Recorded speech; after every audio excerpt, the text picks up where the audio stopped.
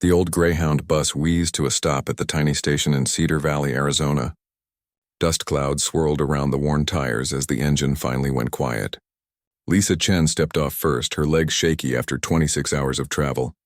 She turned back to help her 8-year-old son Danny down the steep bus steps. Danny moved like a ghost. His small hand felt cold in hers and his eyes stared straight ahead at nothing. 3 months ago, he had been a chatty kid who never stopped asking questions.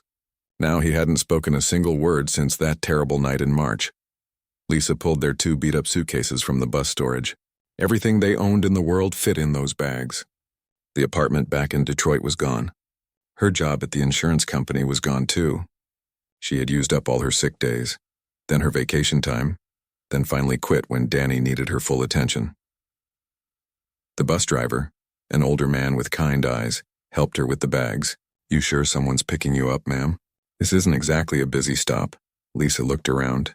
The bus station was just a small building with peeling paint and a few plastic chairs. Beyond that, she could see the outline of mountains in the distance and endless desert stretching in all directions. The Arizona heat hit her face like opening an oven door. "Yes, someone's coming," she lied. She had no idea if anyone would actually show up. The bus pulled away, leaving behind a cloud of black smoke and the smell of diesel fuel. Lisa and Danny stood alone in the empty parking lot. She checked her phone, no signal. Of course. Danny tugged on her sleeve and pointed to a wooden bench in the shade. They sat down together and Lisa wrapped her arm around his thin shoulders. He leaned against her, and for a moment she remembered how he used to curl up next to her during bedtime stories. That was before the accident, before everything changed. Lisa closed her eyes and thought back to that night in March. She and Danny had been waiting in the car outside the grocery store. His father, Kevin, had run in to grab milk and bread. It should have been a 5-minute trip. The drunk driver hit Kevin's car as he pulled out of the parking lot. Lisa and Danny watched it happen from 50 feet away. The sound of metal crushing metal. The terrible silence that followed. Danny had screamed and tried to run to his dad, but Lisa held him back. Kevin died on the way to the hospital. Danny stopped talking that very night. The doctors said it was trauma. They gave him pills that made him sleepy. They sent him to therapists who played games and asked gentle questions that Danny ignored. They tried art therapy, music therapy, even therapy dogs. Nothing worked. One night, after another useless doctor visit, Lisa found herself crying in the hospital parking lot. An elderly woman sitting on a nearby bench came over and sat beside her. "I lost my grandson the same way," the woman said quietly. "Car accident. He was about your boy's age when it happened." Lisa wiped her eyes. "Did he ever get better?" The woman nodded slowly. "But not from doctors or pills. My people, we have different ways of healing, ways that reach the spirit, not just the mind. Your people? I'm from the Apache Nation. We understand that some wounds go deeper than what your hospitals can fix." The woman, who introduced herself as Rose, gave Lisa a phone number written on a crumpled piece of paper. "There's a woman named Maria Yazzie on the Pine Ridge Reservation in Arizona. She's helped children like yours before, children who lost their voices." Lisa had stuffed the paper in her purse and forgotten about it for weeks. But as Danny got worse instead of better, as he stopped eating and started having nightmares every night, she found herself pulling out that phone number again and again. The call to Maria had been awkward. Lisa didn't know what to say. How do you ask a stranger to help heal your broken child? "Bring him here," Maria had said simply. "We'll see what we can do." Now, sitting on that bench in the Arizona heat, Lisa wondered if she had made a huge mistake. She had spent their last savings on bus tickets to a place she had never been, to meet people she didn't know, chasing a hope that might be nothing more than wishful thinking. A pickup truck pulled into the parking lot, kicking up more dust. The driver was a woman who looked to be in her 60s, with long gray hair braided down her back. She wore jeans, boots, and a simple blue shirt. Her face was weathered by sun and time, but her eyes were sharp and kind. She walked over to Lisa and Danny. "You must be Lisa. I'm Maria Yazzie." Lisa stood up quickly, brushing dust off her clothes. "Thank you for coming. I wasn't sure if you got my message about the bus schedule." Maria nodded toward Danny, who was still sitting on the bench staring at his shoes. "This is your son?" "Yes, this is Danny." Lisa's voice cracked a little. "He hasn't spoken since his father died. The doctors back home said there's nothing more they can do." Maria studied Danny for a long moment. She didn't try to get his attention or force him to look at her. She just watched him with the patience of someone who understood that healing couldn't be rushed. "Come," she said finally. "Let's get you both somewhere cool." The desert sun isn't kind to visitors. They loaded the suitcases into the back of Maria's truck. Danny climbed into the back seat without being asked, buckling his seatbelt and staring out the window. Maria drove slowly through the small town, pointing out the grocery store, the school, and the community center where she worked. "How long have you been helping children?" Lisa asked. 40 years, maybe more. "I started after my own boys had troubles. Sometimes the old ways work better than the new ones." Lisa wanted to ask more questions, but something in Maria's tone told her to wait. They drove past the town limits and onto a dirt road that led toward the mountains. The landscape was unlike anything Lisa had seen before. Red rocks jutted up from the earth like ancient monuments. Cacti grew in impossible places. The sky seemed bigger here, wider and bluer than any sky in Michigan. After 20 minutes, they pulled up to a small house with a wraparound porch. Several other cars were parked outside, and Lisa could hear voices coming from the backyard. "Are we interrupting something?" she asked. Maria smiled for the first time since they'd met. "Just family dinner. Nothing fancy. But there's always room for two more." As they got out of the truck, Lisa felt Danny's hand slip into hers. It was the first time he had reached for her in weeks. Maybe, just maybe, they had come to the right place. The sound of children laughing drifted from the backyard, and for just a moment Lisa allowed herself to hope that someday soon, she might hear Danny laugh again too.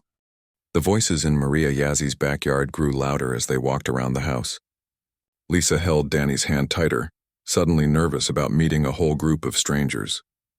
What if they didn't want outsiders here? What if this was a mistake? Maria seemed to sense her worry. "Don't be scared," she said softly. "These are good people, but they might be curious about you at first." They stepped into the backyard and the conversation stopped. About 15 people sat around picnic tables covered with red checkered tablecloths. Children were running around with plates of food, laughing and chasing each other. The smell of grilled meat and fresh bread filled the air. An older man with silver hair stood up from one of the tables. "Maria, you didn't tell us we were having company." "This is Lisa and her son Danny," Maria announced. "They've come a long way to see us." Lisa felt all eyes on her and Danny. She could see the questions in their faces. Why was this white woman here? What did she want? Danny pressed closer to her side, overwhelmed by all the attention. A woman about Lisa's age approached them. She had the same kind eyes as Maria, but looked more suspicious. "I'm Elena, Maria's daughter. Mom mentioned you called, but she didn't say much about why you're here." Lisa's cheeks burned. She didn't know how to explain without sounding foolish. "My son stopped talking after his father died. Someone told me that Maria might be able to help." Elena's expression softened slightly, but Lisa could still see doubt there. "We get a lot of people coming here looking for miracles. People who think our traditions are some kind of magic cure." "I don't think it's magic," Lisa said quickly. "I just don't know where else to turn. The doctors back home have tried everything." An elderly woman sitting at the nearest table shook her head. Another one looking for easy answers. "They come here when their own medicine fails, then they leave and forget about us." Lisa felt tears starting to form. This was exactly what she had been afraid of. These people had every right to be suspicious of her. But then Danny did something unexpected. He let go of Lisa's hand and walked over to where a small dog was lying in the shade. The dog was old and moved slowly, but it wagged its tail when Danny knelt down beside it. "That's Buddy," said a boy who looked about 10 years old. "He's really old, but he still likes kids." Danny didn't respond, but he gently petted the dog's gray fur. For the first time in months, his face looked peaceful instead of lost. Maria watched this interaction carefully. "Children and animals know things adults sometimes miss," she said to no one in particular. A teenage girl brought over paper plates loaded with food. "You both must be hungry after that long bus ride." Lisa realized she was starving. They hadn't eaten anything since yesterday except some crackers and water. "Thank you. This smells amazing." They found seats at one of the tables. The food was simple but delicious. Grilled chicken, corn on the cob, beans, and fresh bread that was still warm. Danny ate more than he had in weeks, though he still didn't speak. As dinner continued, Lisa found herself relaxing a little. People asked her polite questions about where they came from and how long the bus ride had been. Nobody pushed for details about why they were really here. Elena sat down across from Lisa. My mom told me a little about your situation.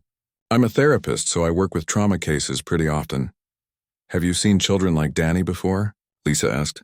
Yes. Selective mutism after trauma isn't unusual, but I have to be honest with you.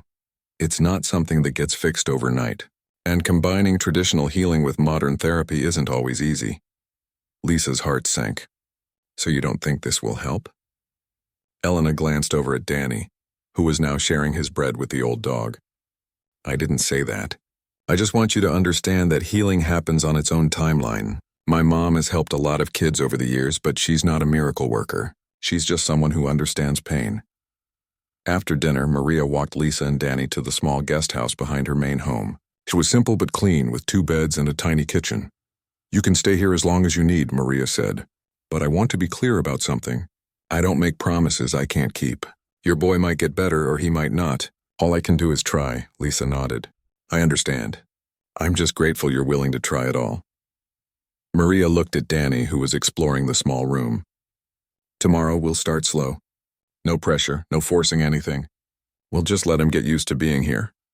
That night, Lisa lay in bed listening to Danny's quiet breathing. For the first time in months, he wasn't tossing and turning with nightmares.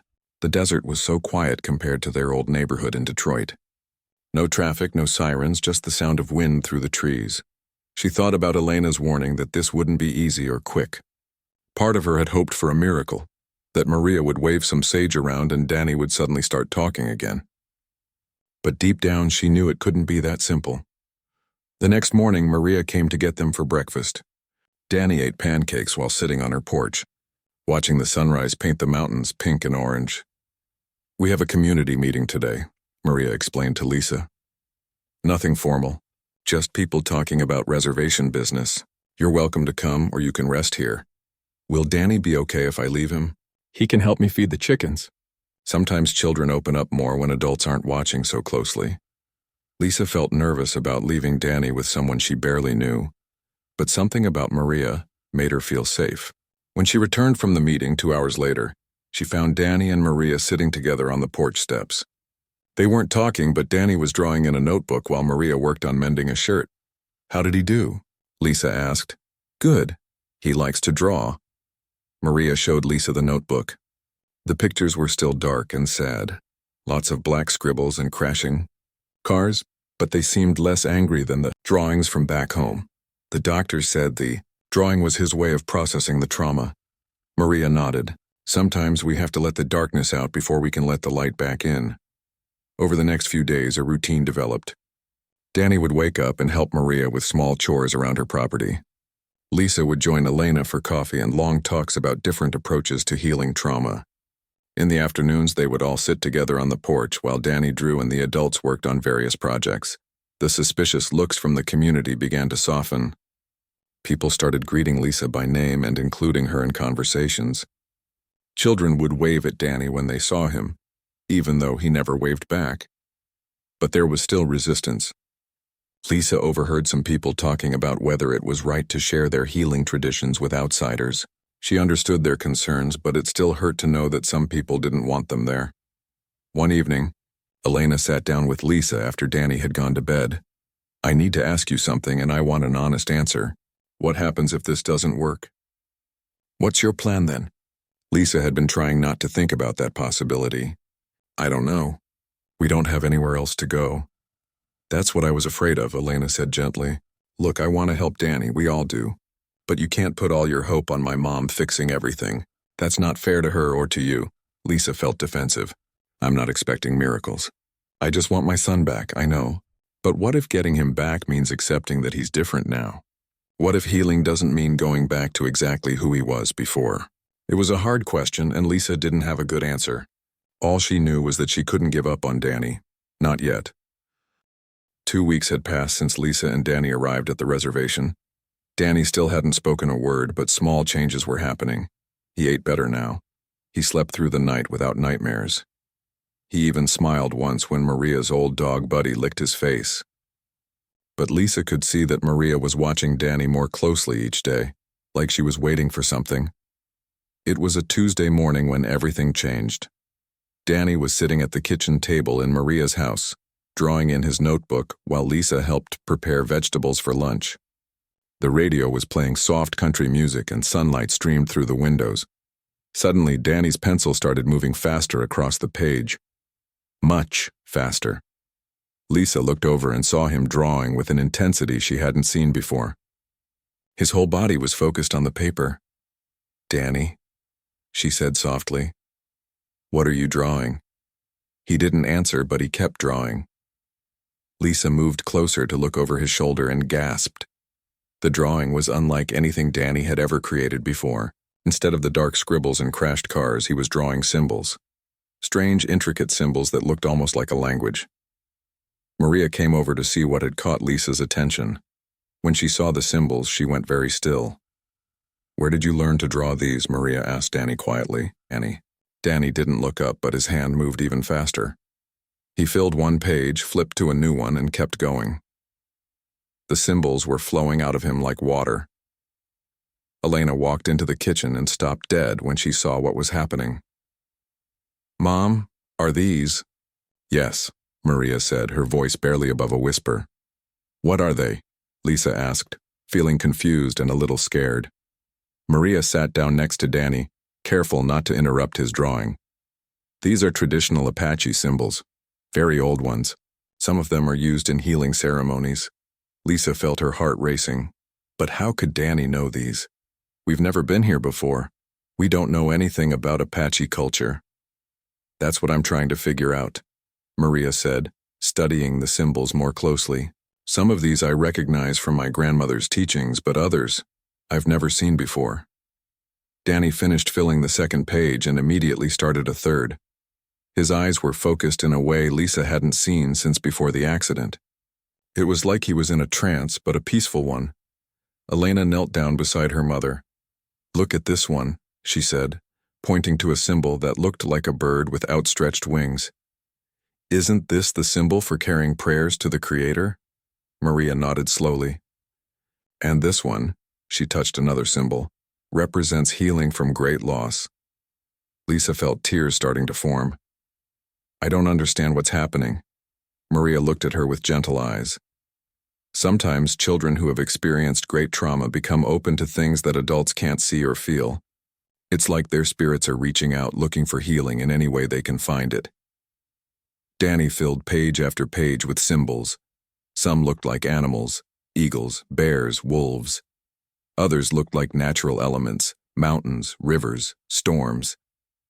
And some were completely abstract, like nothing Lisa had ever seen before. After an hour, Danny's hand finally slowed down. He set his pencil on the table and looked at the pages spread in front of him. For the first time since arriving at the reservation, he looked directly at Maria's face. He didn't speak, but Lisa could see that something had shifted in his eyes. They weren't empty anymore. There was awareness there, and something else. Hope, maybe. Maria gathered up all the pages carefully. "I need to show these to some of the other elders. Would that be okay, Danny?" Danny nodded. It was the first time he had responded to a direct question in months. That afternoon, Maria called a meeting with 3 other elders from the tribe. They spread Danny's drawings across a large table in the community center and studied them in silence for a long time.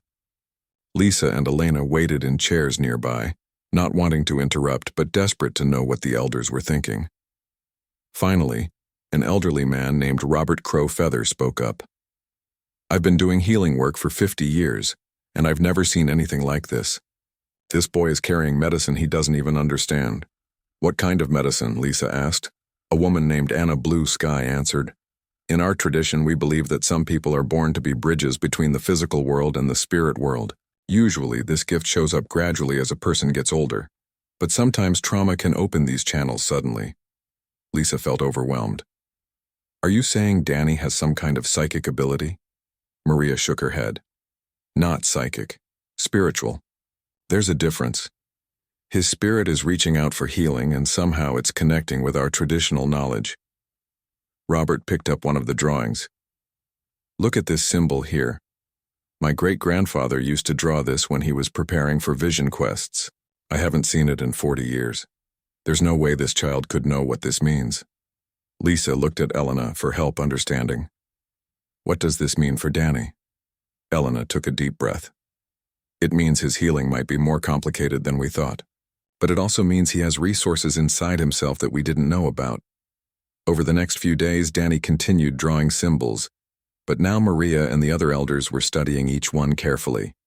They began teaching Lisa about the meanings behind the symbols, which ones represented healing, which ones represented protection, and which ones represented spiritual journeys.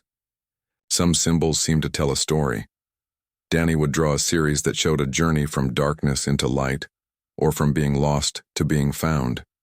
Lisa started to see that maybe this was Danny's way of processing his father's death and his own healing journey. But the most amazing thing was how the other children on the reservation responded to Danny's drawings. Word had spread about the symbols, and kids started coming by to see them. They couldn't read the symbols either, but somehow they seemed to understand that something important was happening. One little girl named Amy brought Danny a piece of turquoise and placed it next to his notebook while he was drawing. A boy named Joe started sitting quietly beside Danny during drawing sessions, not talking, but just being present. Children recognize spiritual medicine even when adults don't, Anna Blue Sky explained to Lisa. They haven't learned to doubt what they feel yet. Maria set up a special space for Danny in the community center where he could draw undisturbed. She surrounded the area with sage and other herbs, creating what she called a safe space for his spirit to work. Lisa found herself spending hours in that space with Danny, just watching him create symbol after symbol. She still didn't understand what was happening, but she could see that Danny was becoming more present, more aware of the world around him. One evening, as the sun was setting behind the mountains, Danny looked up from his drawing and pointed to the window. Outside, an eagle was circling overhead. Danny watched the eagle for several minutes, then looked back at his most recent drawing. He had drawn the same eagle, in flight, carrying something in its talons. Maria followed Danny's gaze and smiled. The eagle is carrying prayers, she told him gently. Maybe it's carrying yours. Danny looked at Maria, then at his drawing, then back at the real eagle outside. For just a moment, Lisa saw a flicker of the old Danny, the curious boy who used to ask questions about everything he saw. He didn't speak, but he picked up his pencil and drew one more symbol on the page. This one was different from all the others. It looked like a small figure reaching upward toward a larger figure reaching down, like someone asking for help, and someone else offering it. Maria saw the symbol and nodded knowingly. Yes, she said softly. That's exactly right. That's where healing begins. 3 weeks after the symbols first appeared, something went wrong. Danny woke up screaming in the middle of the night, thrashing in his bed like he was fighting off invisible attackers. Lisa rushed to his side, but he didn't seem to recognize her. His eyes were wild with terror. Danny, it's okay. It's Mom. You're safe. Lisa held him tight, but he kept struggling against her. Maria appeared in the doorway, still in her nightgown. She took one look at Danny and immediately understood what was happening.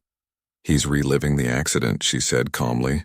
Sometimes when the spirit starts to heal, all the buried pain comes up at once. Danny finally stopped fighting and collapsed against Lisa, sobbing without making any sound. His whole body shook with silent sobs that broke Lisa's heart. She had thought the nightmares were getting better, but this was worse than anything back in Detroit. The next morning, Danny wouldn't get out of bed. He pulled the covers over his head and refused to eat or draw. When Lisa tried to coax him out, he just curled up tighter. Maybe this was a mistake, Lisa said to Maria as they sat on the porch. Maybe all this spiritual stuff is too much for him. Maybe I should take him back to Detroit and find a regular doctor. Maria sipped her coffee and watched the sunrise paint the mountains gold. Running away won't heal him. It will just delay the healing. But what if he gets worse? What if I'm hurting him by keeping him here? Maria set down her coffee cup and looked directly at Lisa. Let me tell you about my son, Michael. He came back from Iraq 15 years ago, and he wasn't the same boy who left. He had nightmares every night. He couldn't hold a job. He started drinking to numb the pain. Lisa had heard Maria mention her sons before, but she had never shared details. I took Michael to every doctor I could find. They gave him pills that made him feel like a zombie. They taught him breathing exercises that didn't help. They told him to talk through his trauma, but he wouldn't talk at all. Sound familiar? Lisa nodded, feeling a knot in her stomach. Finally, I brought him to my grandmother, who was 93 years old and still doing healing ceremonies. She took one look at Michael and said, "His spirit is lost in the war.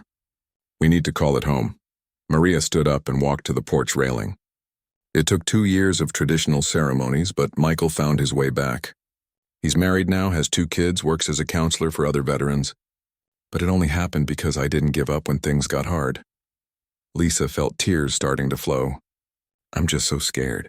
What if I lose him completely? Maria turned back to face her, and Lisa saw strength in her eyes that seemed to come from deep ancient places. Listen to me carefully, Maria said, her voice firm but gentle. Your son needs healing that goes deeper than your doctors can reach. This isn't about pills or therapy sessions. This is about his spirit finding its way back from a very dark place. She sat down next to Lisa and took her hands. I've buried 2 sons. Michael made it back, but his brother James didn't. James died from addiction when he was 25. I know what it feels like to watch your child slip away and not know how to save them. Lisa squeezed Maria's hands, feeling the calluses and strength there. But I also know what it feels like to see healing happen when you think all hope is lost. Your boy has something special. Those symbols he draws aren't random. They're his spirit's way of asking for help. Maria stood up again, and when she spoke, her voice carried the authority of generations of mothers who had fought for their children's lives. Your son needs healing. And I, a mother who has lost children, who has seen our people survive the unsurvivable, will protect him. I will guide him through this darkness no matter how long it takes. Lisa felt something shift inside her chest. This wasn't just an offer of help. This was a sacred promise. But, Maria continued, her voice becoming even more serious, you must trust our ways completely. No more doubt. No more wanting to run back to Detroit when things get scary. Healing isn't a straight line. It's messy and painful, and sometimes it looks like things are getting worse before they get better. Lisa wiped her eyes and looked up at Maria. What exactly are you asking me to trust? Ancient knowledge. Ceremonies your people might not understand. Methods that won't make sense to your logical mind. And most importantly, the possibility that your son might come back different than he was before.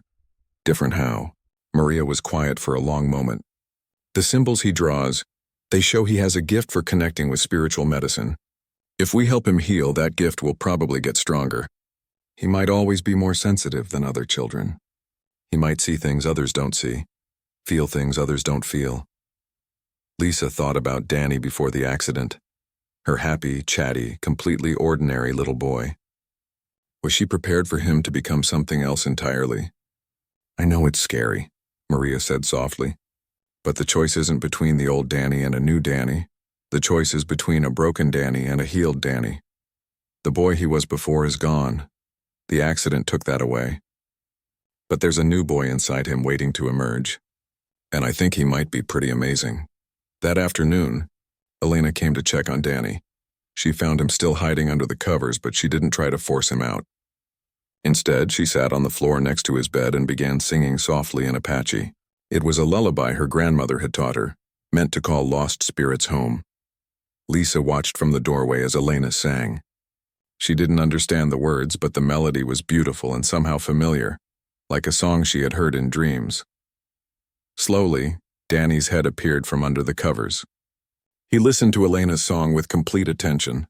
When she finished, he looked at her with eyes that seemed older than his 8 years. Elena smiled at him. That song is very old. My great-great-grandmother used to sing it to children who were scared or lost. Would you like me to teach it to you? Danny nodded slightly. Okay, but first you need to get out of bed and eat something. Healing work takes energy. To Lisa's amazement, Danny threw off the covers and followed Elena to the kitchen. It was the first time he had responded to anyone's request in weeks. Over dinner, Maria explained her plan to Lisa. We're going to do a proper healing ceremony. Not tonight, not tomorrow, but when Danny is ready. It will involve the whole community, and it will be intense. Are you prepared for that? Lisa thought about Maria's declaration that morning. A mother's promise to protect her child no matter what it took. Yes, she said firmly. I'm ready to trust you completely. Maria nodded approvingly. Good, because once we start this journey, there's no going back. We're going to call Danny's spirit home, but we can't control exactly what form that spirit will take when it returns. That night, Danny slept peacefully for the first time in weeks. And for the first time since arriving at the reservation, Lisa felt truly hopeful. She had found someone who understood that some healing required more than medicine. She had found someone willing to fight for her son's life with weapons older than hospitals and stronger than pills. She had found a mother who would keep her promise, no matter how hard the path ahead might be. The healing ceremony was scheduled for the following weekend, but not everyone in the community was happy about it. Lisa started noticing whispered conversations that stopped when she walked by. People who had been friendly began avoiding eye contact. The warm welcome was cooling off fast. It all came to a head on Thursday evening at the weekly community meeting. Lisa had been invited to attend, thinking it was just routine business. But when she walked into the community center with Maria, she could feel the tension in the room like electricity before a storm. Robert Crowfeather stood up as soon as they sat down. "We need to talk about what's happening with this outsider boy," he said, his voice carrying across the room. Lisa's stomach dropped. She had thought Robert supported Danny's healing. He was one of the elders who had been excited about the symbols. "The boy is gifted, yes," Robert continued, "but he's not Apache. These ceremonies are sacred to our people. They've been protected for generations.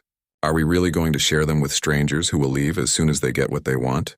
Murmurs of agreement rippled through the room. Lisa felt her cheeks burning with embarrassment and shame. An older woman named Janet Standing Bear spoke up. "My grandfather died protecting these traditions from people who wanted to steal them. Government agents, missionaries, researchers, they all came promising to help. Then they took our sacred knowledge and used it for their own purposes." "This is different," Maria said calmly. "This boy isn't here to steal anything. He's here to heal." "How do we know that?" asked a man Lisa didn't recognize. "How do we know his mother won't write a book about our ways? How do we know they won't turn this into some kind of tourist attraction?" Lisa wanted to defend herself, but Maria put a gentle hand on her arm, signaling her to stay quiet. "Because I know her heart," Maria replied. "Because I've watched her with her son. Because sometimes healing crosses all boundaries." Elena stood up from the back of the room. "I've been working with trauma cases for 10 years, both on the reservation and off. What's happening with Danny is real. His spirit is genuinely reaching out for our medicine. Isn't that exactly what our ancestors would want? Their knowledge being used to heal broken children?" But the resistance was building. A young man named Tom spoke with anger in his voice. "Easy for you to say, Elena. You went to college, got your degree, work with white people every day. Some of us still believe our traditions should stay with our people." Lisa felt tears starting to form.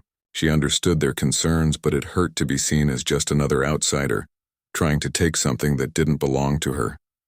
Danny, who had been drawing quietly in his notebook during the meeting, suddenly looked up.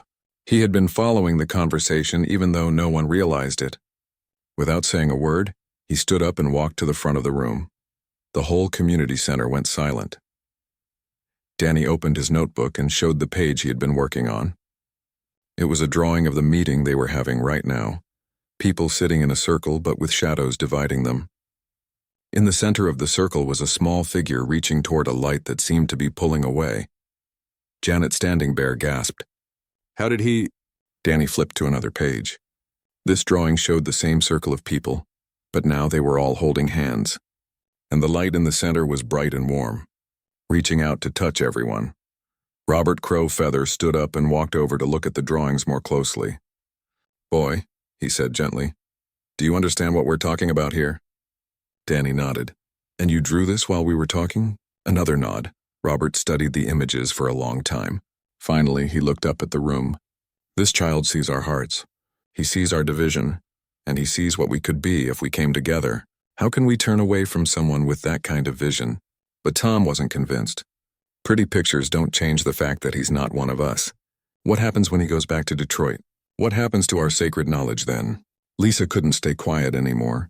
She stood up, her legs shaking but her voice steady. "I can't promise we'll never leave," she said. "I can't promise Danny will grow up to be Apache, or that he'll protect your traditions the way you do. But I can promise you this. If your healing saves my son, I will spend the rest of my life making sure your people get the respect and support they deserve." "Words," Tom said dismissively. "White people are good at words." Maria stood up then. and her presence seemed to fill the entire room. When she spoke, her voice carried the authority of someone who had earned her place as a community leader through decades of service. "Enough," she said firmly. "I have made a promise to this mother and her child. I will keep that promise whether you support me or not. But I would rather keep it with my community's blessing than without it." She walked over to Danny and knelt down beside him. "This boy has medicine. I can see it, Elena can see it, the other children can see it. The only question is whether we will help him learn to use it, or whether we will let our fear make us turn away from someone who needs us." The room was quiet for several long minutes. Lisa could hear her own heartbeat echoing in her ears. Finally, Anna Blue Sky spoke from her seat near the window. 30 years ago, my grandson was dying from leukemia. The doctors at the hospital said there was nothing more they could do. A white doctor from Phoenix came to see us. She didn't know our ways, didn't understand our ceremonies, but she believed in them enough to work with our medicine man to find a treatment that combined both approaches. She looked directly at Lisa. "My grandson is alive today because that doctor was willing to trust something she didn't fully understand. Maybe it's time for us to show the same kind of courage." One by one, other people began sharing stories. A man talked about his daughter who had been helped by a counselor from outside the reservation. A woman mentioned her husband who had been saved by doctors who respected their traditional healing alongside modern medicine. Elena stood up again. "Look, I understand the concerns about protecting our traditions, but I also think our ancestors would be ashamed of us if we let a child suffer, because we were too afraid to share our gifts." The meeting went on for 2 more hours. There were heated arguments, long discussions, and moments of painful honesty about the community's history with outsiders. But gradually, Lisa could feel the energy in the room shifting. When it was time to vote on whether to proceed with Danny's healing ceremony, the decision was unanimous. Not everyone was completely comfortable with it, but everyone was willing to try. As people filed out of the community center, Tom approached Lisa. She braced herself for more criticism, but his expression had softened. "I'm sorry if I seemed harsh," he said. "It's just, our people have lost so much. Sometimes we get protective of what we have left." Lisa nodded. "I understand. I would feel the same way if I were in your position. But seeing your boys' drawings tonight, there's something special there. Something that shouldn't be wasted." On the way home, Danny walked between Lisa and Maria, holding both their hands. It was the most connected Lisa had seen him since the accident. "Thank you," Lisa said to Maria. "I know tonight wasn't easy." Maria squeezed her hand. "Nothing worthwhile ever is. But now we move forward together. As a community, that's when real healing happens." The next morning, preparations for the ceremony began in earnest. Community members who had been skeptical started offering to help. Tom brought wood for the sacred fire. Janet offered to prepare traditional foods. Even Robert, who had expressed the strongest concerns, volunteered to help with the drumming. Danny seemed to sense that something important was about to happen. He spent the day drawing new symbols, not the dark, angry images from before, but ones filled with light and movement and hope. Lisa realized that the resistance hadn't been about Danny at all. It had been about a community protecting something precious, while also trying to figure out how to share their gifts with the world. Now that they had worked through those fears together, everyone was ready to focus on what really mattered: healing a broken child. The healing ceremony was set for Saturday at sunrise. Friday night, Lisa couldn't sleep. She kept thinking about all the things that could go wrong. What if Danny got scared and ran away? What if the ceremony was too intense for him? What if nothing happened at all? Maria had explained that the ceremony would involve the whole community gathering in a sacred circle. There would be drumming, singing, and prayers in Apache language that Lisa wouldn't understand. Danny would sit in the center while the elders performed healing rituals around him. What if he doesn't want to participate? Lisa had asked. Then we stop, Maria replied simply. Healing can't be forced. The spirit has to be willing. At 5 in the morning, Lisa woke Danny gently. He sat up immediately like he had been waiting. His eyes were more alert than she had seen them in months. Today is the ceremony, she told him softly. Are you ready? Danny nodded and got dressed without being asked. He even combed his hair, something he hadn't cared about since his father died. They walked to the ceremonial grounds as the sky was just beginning to lighten. About 30 people were already there. building a fire and arranging blankets in a large circle. The mountains stood like silent guardians in the distance, and the desert air was cool and fresh. Maria approached them carrying a bundle of sage and other herbs. "Danny, I need to ask you something important. Do you want to do this ceremony? You can say no if you're not ready." Danny looked at the fire, at the people gathering, at the symbols he had drawn in his notebook. Then he looked directly at Maria and nodded firmly. "Okay then," Maria said with a smile. "Let's begin." The ceremony started with smudging, using burning sage to cleanse negative energy. Maria waved the smoke over Danny while speaking in Apache. Lisa didn't understand the words, but she could feel the power in them. Danny sat cross-legged on a blanket in the center of the circle while the community formed a ring around him. Robert Crowfeather began drumming, a steady rhythm that seemed to match the beating of Lisa's heart. Other drummers joined in, and soon the sound filled the entire valley. Elena started singing in Apache, her voice rising and falling like the wind through the mountains. Other voices joined hers, creating harmonies that gave Lisa chills. She had never heard anything so beautiful. Danny sat perfectly still, his eyes closed, listening to the music. For the first time since the accident, he looked completely peaceful. As the sun rose higher, painting the sky in shades of pink and gold, the ceremony continued. Different elders came forward to offer prayers and blessings. Anna Blue Sky sprinkled corn pollen around Danny while speaking about new beginnings. Tom, who had been so resistant just days before, offered a prayer for strength and courage. Lisa found herself crying, but they were good tears. She was watching her son being surrounded by love and healing energy from an entire community. Whatever happened next, she would never forget this moment. Then something unexpected happened. As the drumming reached its peak, Danny opened his eyes and began moving his hands in the air like he was drawing invisible symbols. The movements were graceful and purposeful, matching the rhythm of the drums. Maria saw this and gasped. "He's drawing medicine symbols in the air," she whispered to Elena. "I've never seen a child do that without being taught." Danny's movements became more confident. His whole body began to sway with the music, and for the first time in months there was joy on his face. Not just peace, but actual happiness. The community noticed too. The drumming got stronger, the singing got louder, and everyone began to feel like they were witnessing something truly special. Then, just as the sun cleared the mountain peaks, Danny opened his mouth and made a sound. It wasn't a word, just a soft ah sound that blended with the singing. But it was the first sound he had made since his father's death. Lisa gasped and put her hand over her mouth. Tears streamed down her face as she heard her son's voice again, even if it was just one small sound. Encouraged by the response, Danny made more sounds.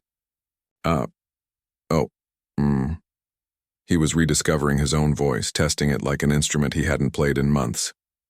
Maria stood up and walked to the center of the circle.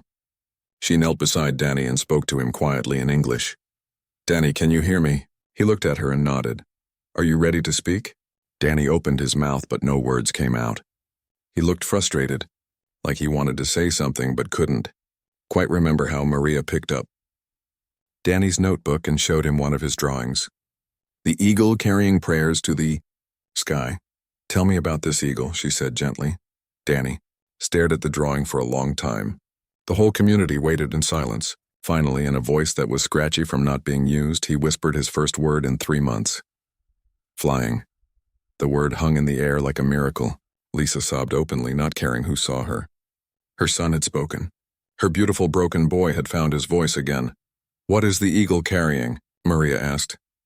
Danny looked up at the sky, where a real eagle was circling overhead, just like in his drawing. "Daddy," he whispered. "The eagle is carrying Daddy to heaven." Lisa's heart broke and healed at the same time. Danny had been holding on to his father's death, carrying that pain inside him like a terrible secret. Now he was finally letting it go, sending it up to the sky where it belonged. "Yes," Maria said softly. "Your daddy is safe now. The eagle carried him to a good place. You don't have to hold on to that sadness anymore." Danny looked at Lisa for the first time with clear, present eyes. "Mama, I'm here, baby. I'm right here. I'm sorry I couldn't talk. I was too sad." Lisa rushed to the center of the circle and hugged Danny tight. "You never have to be sorry for being sad. Daddy's death made us both very sad, but we're going to be okay now." The community erupted in celebration. People were crying and laughing and hugging each other. The drums started up again, but this time it was a celebration rhythm instead of a healing rhythm. Danny stood up in the middle of all this joy and began to speak more. The words came slowly at first, but then faster and faster, like water breaking through a dam. He told Maria about his dreams, about seeing his father in the eagle drawings, about feeling lost and scared but not knowing how to explain it. He thanked the community for their songs and prayers. He even managed a small laugh when Buddy the old dog came over and licked his face. As the ceremony wound down, Danny approached Tom, who had been one of his strongest critics. "Thank you for letting me stay," Danny said in his quiet voice. "I know I'm not Apache, but you made me feel like family." Tom knelt down to Danny's level, tears in his eyes. "Son, family isn't just about blood. It's about who you choose to love and protect. Your family now." The breakthrough wasn't just about Danny speaking again. It was about a whole community coming together to heal one small boy. And in the process, healing parts of themselves they didn't even know were broken. As they packed up the ceremonial items, Maria put her arm around Lisa's shoulders. "This is just the beginning," she said. "Danny has found his voice, but now he needs to learn how to use it. The real work starts now." Lisa nodded, feeling more hopeful than she had in months. "We're ready for whatever comes next." Danny was already chattering away with the other children, making up for months of silence. His voice was still quiet and sometimes shaky, but it was there. Her son was finally coming home. The weeks following the ceremony brought changes that none of them had expected. Danny was talking again, but his healing journey was far from over.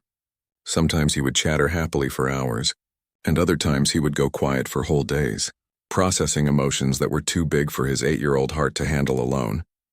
Lisa found herself changing too. The desperate, frightened woman who had stepped off the bus 2 months ago was slowly being replaced by someone stronger, more confident. She started helping Elena with paperwork at the Tribal Health Center, learning about trauma counseling and traditional healing methods. "I never thought I could be useful to anyone," Lisa told Elena one afternoon as they organized case files. "Back in Detroit, I was just a grieving widow who couldn't even help her own son." Elena looked up from her computer. "You were never just anything. You were a mother who loved her child enough to travel 1,000 miles to save him. That takes incredible courage." But it was Maria who was experiencing the biggest transformation. For years, she had been known as the community's unofficial healer, someone people went to for help with spiritual problems. But working with Danny had awakened something deeper in her. "I want to start a real program," Maria announced at the next community meeting. "Not just informal healing sessions, but an actual center where we can help children from all backgrounds who have experienced trauma." The room buzzed with excitement and concern. This was a much bigger idea than anyone had expected. Robert Crowfeather raised his hand. "Maria, that sounds wonderful in theory, but how would we fund something like that? How would we staff it? How would we protect our sacred practices while still sharing them appropriately?" Elena stood up. "I've been thinking about this too. What if we created a program that combines traditional Apache healing methods with licensed therapy? I could handle the clinical side and Mom could lead the spiritual healing component." Anna Blue Sky nodded thoughtfully. "My daughter works for the State Social Services Department. She says they're always looking for innovative programs that actually help children instead of just warehousing them in the system." Over the next several meetings, the idea grew and evolved. They would call it the Desert Healing Center for Children. It would serve Native American children first, but also be open to children from other backgrounds whose families respected and honored Apache traditions. Danny became deeply involved in the planning, even though he was still just 8 years old. His drawings had evolved from dark symbols of trauma to bright, hopeful images of children playing, families reuniting, and communities coming together. "We need a special room for drawing," Danny told Maria during one planning session. "Kids who can't talk need a way to show what they're feeling inside." "That's a wonderful idea," Maria replied. "What else do you think the center needs?" Danny thought for a moment. "A place for the dogs. Buddy helped me feel safe when I was scared. Other kids might need that too." Lisa watched these conversations with amazement. Her son wasn't just healing. He was becoming someone who wanted to help others heal. The trauma that had broken him was slowly being transformed into wisdom and compassion. But the real test came when Maria asked Lisa to consider something that would change their lives completely. "I want you, and Danny to stay permanently, Maria said one evening as they sat on her porch watching the sunset. Not as visitors, not as charity cases, but as family. As part of our community. Lisa felt her heart racing. What do you mean? I mean, I want you to help run the healing center. You understand trauma from a parent's perspective. You know what it's like to feel helpless when traditional medicine fails. Families need someone who has walked the same path they're walking. Lisa looked out at the desert landscape that had become so familiar over the past months. The mountains that had seemed harsh and forbidding when she first arrived now felt like protective guardians. The endless sky that had once made her feel small now made her feel free. But I don't know anything about running a healing center, she protested. Neither did I when I started. Maria laughed. But you know about love and you know about not giving up. Those are the most important qualifications. That night, Lisa talked to Danny about Maria's offer. She expected him to be excited about staying in the place that had helped him heal. But his response surprised her. What about Daddy? He asked quietly. His grave is in Detroit. If we stay here, who will visit him? Lisa felt her heart squeeze. In all the excitement about Danny's recovery, she had forgotten that he might still be struggling with leaving his father behind. She sat down on his bed and pulled him close. Daddy isn't really in that grave, sweetheart. Remember what we learned in the ceremony? Daddy's spirit flew away with the eagles. He's everywhere now. In Detroit, here in Arizona, wherever we go. Danny was quiet for a long time. But what if he can't find us if we move? Oh, baby, Lisa said, tears forming in her eyes. Daddy will always be able to find us. Love doesn't get lost just because we change addresses. The next morning, Danny came to Lisa with one of his notebooks. He had drawn a picture of their old house in Detroit, with Kevin's spirit floating above it like a gentle ghost. On the next page, he had drawn Maria's house in Arizona, with the same spirit hovering protectively over the roof. See, Danny said, Daddy can be in both places. He wants us to be where we're happy and safe. The decision became easier after that.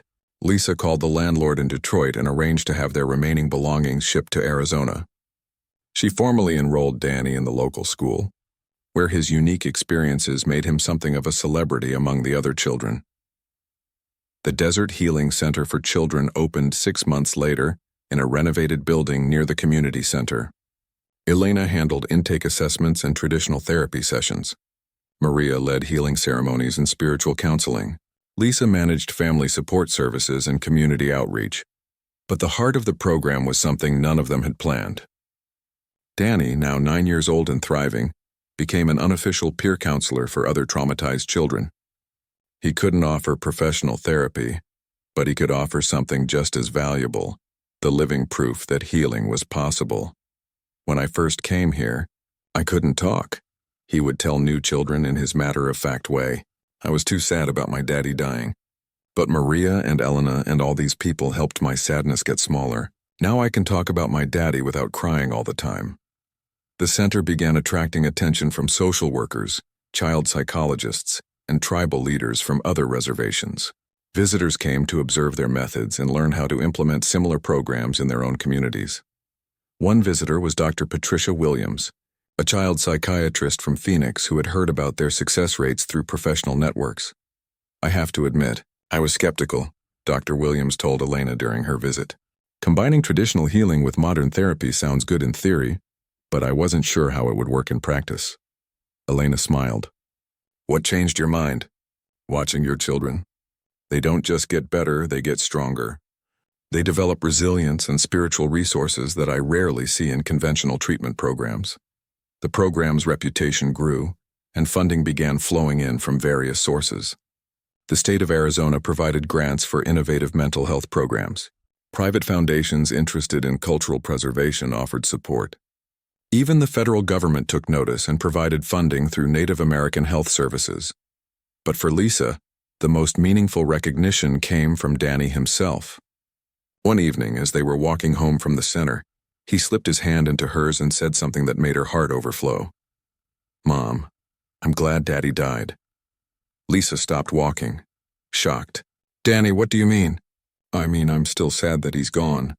But if he hadn't died, we never would have come here. We never would have met Maria and Elena and all our friends. We never would have learned how to help other kids who are sad like we were. Danny looked up at her with eyes that held wisdom far beyond his years. I think maybe Daddy had to go away so we could find our real home. Lisa knelt down and hugged her son tight, understanding for the first time that healing wasn't about going back to who they were before.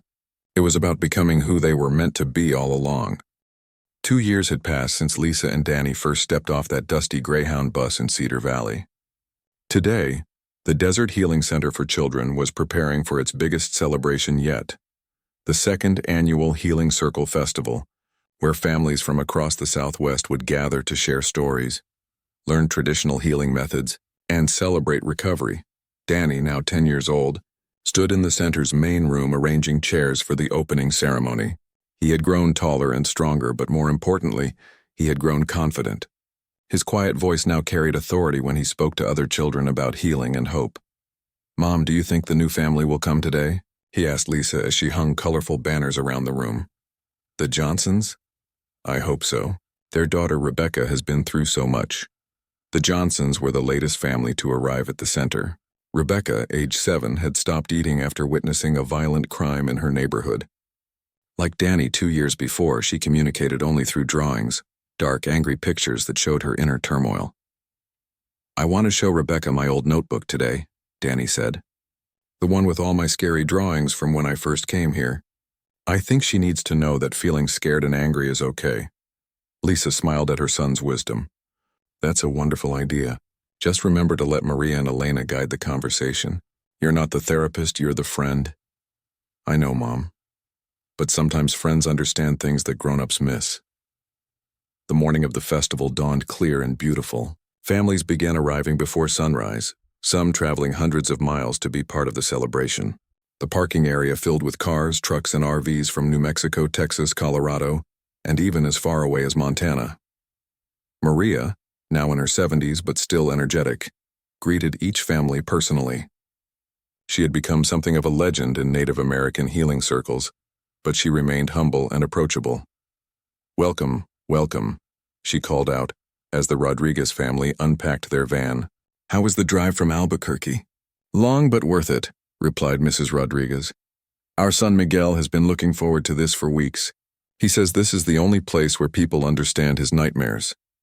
Miguel was 12 and had been struggling with PTSD after a car accident that had killed his best friend.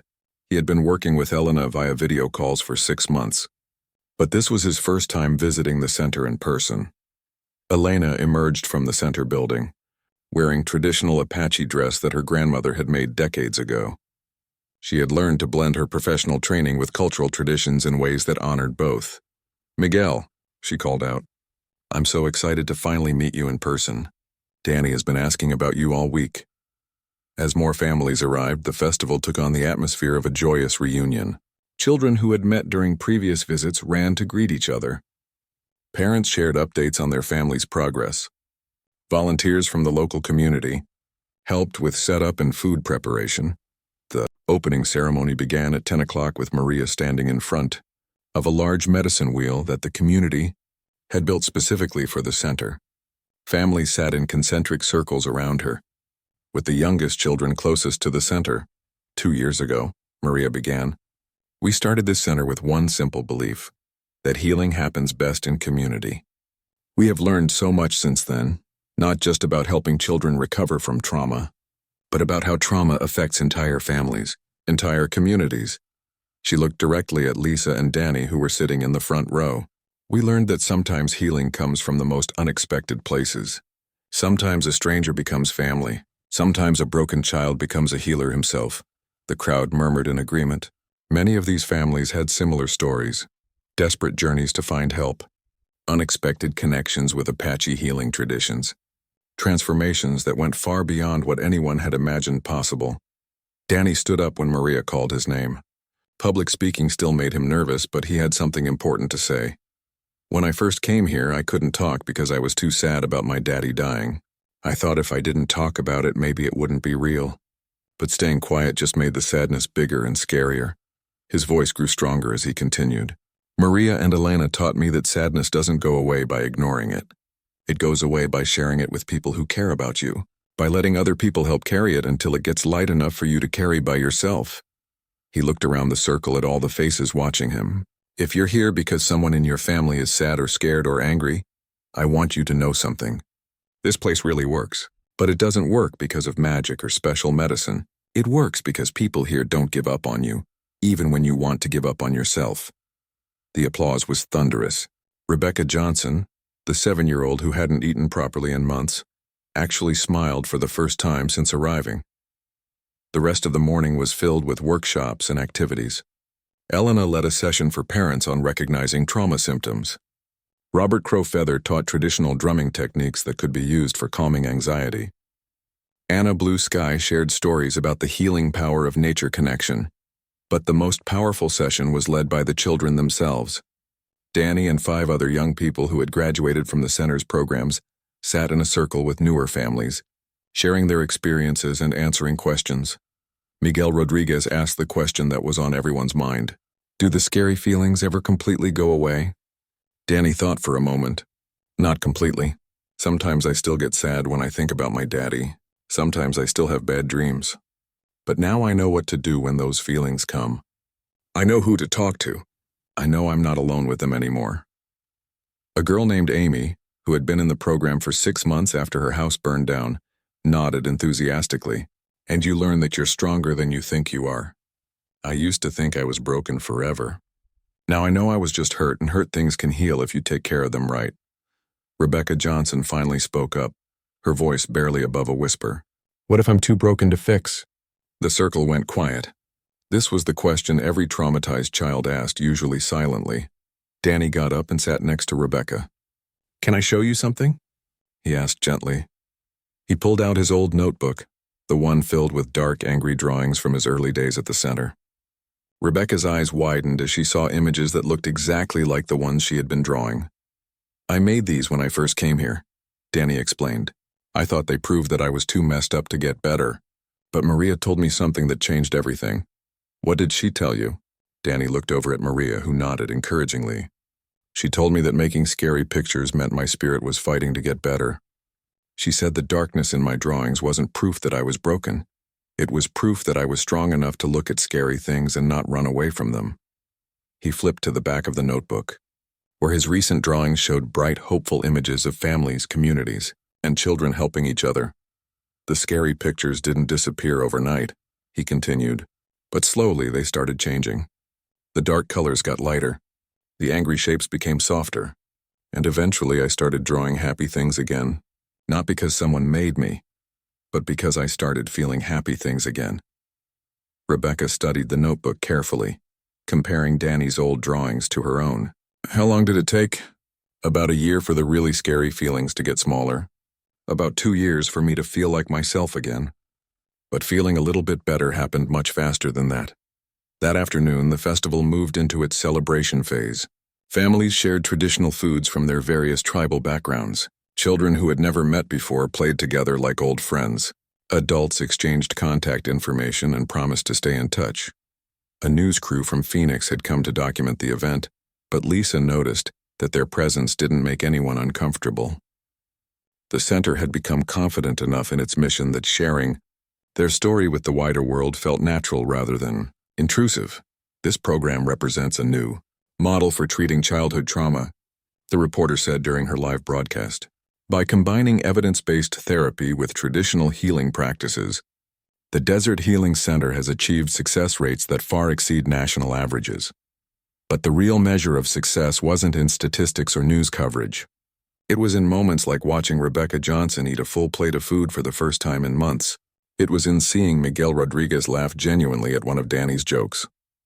It was in watching families who had arrived feeling hopeless leave, feeling like they had found their community. As the sun began to set behind the mountains, painting the desert sky in brilliant shades of orange and purple, the festival concluded with a traditional blessing ceremony. Families stood together in the large circle, holding hands and listening to Maria offer prayers in both Apache and English. Creator, we thank you for bringing these families together. We thank you for the healing that has happened in this place, and for the healing that will continue to happen wherever these families go. We ask you to watch over these children, to help them remember their strength and to guide them as they grow into the people they are meant to become.